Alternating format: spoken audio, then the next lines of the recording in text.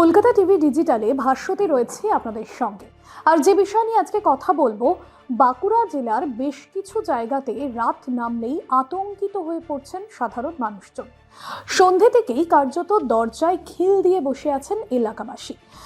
এই পরিস্থিতি দেখা যাচ্ছে মূলত বাঁকুড়ার কংসাবতী নদীর ধারের বেশ কিছু গ্রামে এবং বাঁকুড়া থেকে সংলগ্ন বেশ কিছু গ্রামে। তবে কি হচ্ছে, কেনই বা মানুষের মধ্যে এত আতঙ্ক?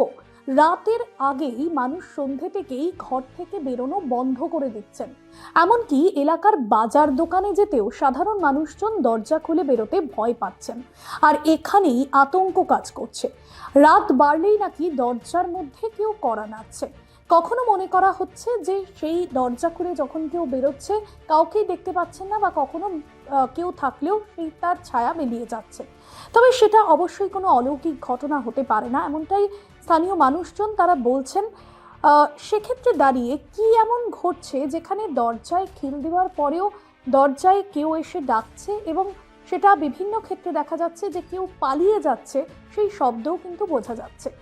এবং এই গুজবে কার্যত কিন্তু আতঙ্কিত হয়ে পড়েছেন স্থানীয় মানুষজন। গত কয়েকদিন ধরেই যখন এই গুজব গোটা গ্রামে রটে যায়, তখন পালা করে করে গ্রামের প্রত্যেকেই রাত পাহারা দেওয়া শুরু করে। গ্রামে স্থানীয় যিনি পঞ্চায়েত প্রধান তাদেরকেও জানানো হয় গোটা বিষয়, এবং এলাকাবাসী তারা কার্যত স্তম্ভিত হয়ে যায় যে একের পর এক এরকম ধরনের ঘটনা ঘটছে। প্রায় প্রতিদিনই এই ধরনের ঘটনা ঘটছে। কারোর ঘরে মুরগি রয়েছে, কারোর ঘরে ছোট শিশু রয়েছে। সেক্ষেত্রে দাঁড়িয়ে তাদের কাছে আতঙ্ক হওয়াটা খুবই স্বাভাবিক ব্যাপার। অনেকের কাছে অনেকে যেহেতু কৃষিজ পণ্যের ওপর নির্ভরশীল, তাদের অনেকের ঘরে চাল মজুদ থাকে, ডাল মজুদ থাকে, এবং যারা মুরগি বিক্রি করেন সেক্ষেত্রে তাদের বাড়িতে মুরগি রয়েছে, ফার্ম রয়েছে। এই সবগুলো নিয়ে কিন্তু একটা আতঙ্ক তৈরি হচ্ছে। এবং তখন দেখা যায় যে স্থানীয় পুলিশ প্রশাসন তারা এই বিষয়টা নিয়ে খতিয়ে দেখতে চায়, এবং এলাকায় কোথায় এই ধরনের ঘটনা মূলত ঘটছে, সব থেকে বেশি ঘটছে, সেই বিষয়টাও কিন্তু তারা দেখবার চেষ্টা করে। আর সে জায়গা থেকে সামনে আসছে যে মূলত শিশু পাচার চক্র নাকি কোনো রকম মুরগি নিয়ে সেটা বাজারে বিক্রি করা, এরকম কোনো ব্যক্তি কি বাড়িতে আসছেন, এই বিষয়টাই কিন্তু সামনে আসছে।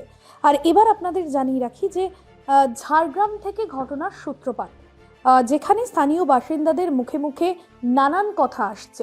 ছোট শিশু কারোর বাড়িতে থাকে, কখনো কখনো অঙ্গ পাচার করে দেওয়া হবে, এরকম একটা আতঙ্ক রয়েছে।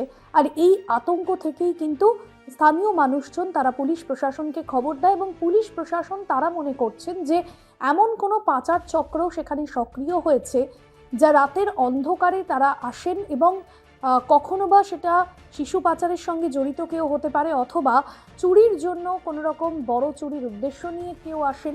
এই বিষয়টা খতিয়ে দেখবে পুলিশ। যদিও এসডিপিও অভিষেক যাদব তিনি বলেছেন যে গত বৃহস্পতিবার রাতে একজন অচেনা ব্যক্তিকে নিয়ে উদ্বেগ তৈরি হয়েছিল। তবে এখনো পর্যন্ত যে ঘটনাগুলো ঘটছে, সেই ঘটনা যদি সত্যিই গুজব হয়, যে এই গুজব রটাচ্ছে বা যে সমস্ত গ্রামবাসীরা এই গুজব রটাচ্ছে, তাদের বিরুদ্ধে কিন্তু সমস্ত রকমভাবে শাস্তিমূলক ব্যবস্থা নেওয়া হবে। এবং যদি কোনো ব্যক্তি অপরাধের সঙ্গে জড়িত থাকেন, যে সত্যি কেউ শিশু পাচারের কাজে আসছে বা কোনো রকম কোনো চুরির উদ্দেশ্যে আসছে, তাদের ক্ষেত্রেও কিন্তু যথাযথ আইনি ব্যবস্থা নেওয়া হবে, এমনটাই এসডিপিও জানিয়েছেন। তবে গোটা গ্রামে আজ থেকে মাইকিং শুরু হয়েছে সন্ধ্যের পর থেকে, যাতে গ্রামে এ ধরনের কোনো গুজব রটানো না হয়। প্রশাসন সমস্ত বিষয়টা দেখছে। যদি এটা নিতান্তই একটা গুজব হয়, তাহলে সেই গুজবে কান দিতে না করছে প্রশাসনের আধিকারিকরা। পঞ্চায়েত সদস্য, পঞ্চায়েত প্রধান প্রত্যেকেই গ্রামবাসীদের পাশে রয়েছেন, এবং এই যে আতঙ্ক পরিবেশ তৈরি হয়েছে, যেটার শুরু হয়েছিল ঝাড়গ্রাম থেকে, এবং বাঁকুড়াতেও একই পরিস্থিতি তৈরি হয়েছে, এই আতঙ্ক পরিবেশটা কাটানোর জন্য কিন্তু সমস্ত রকমভাবে পুলিশ প্রশাসনের তরফে পদক্ষেপ নেওয়া হচ্ছে। আজকের এই বিষয় এখানেই শেষ করব। অন্যান্য আপডেটের জন্য ফলো করুন কলকাতা টিভি ডিজিটাল।